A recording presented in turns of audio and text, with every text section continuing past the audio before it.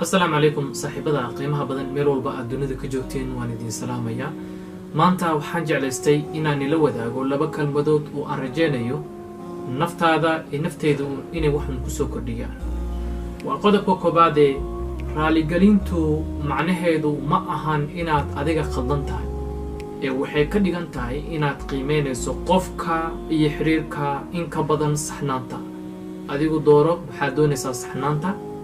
mise jacayl haddii aad doonayso jacayl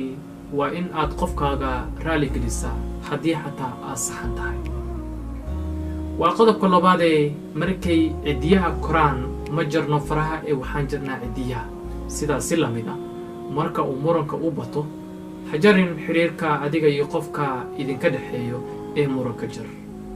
waxaan rajaynayaa muuqaalkan kooban wax inuu noloshaada ku soo kordhiyo fadlan haddii aan ugu cusub tahay channelka subscribe sar like share and comment mahadsanid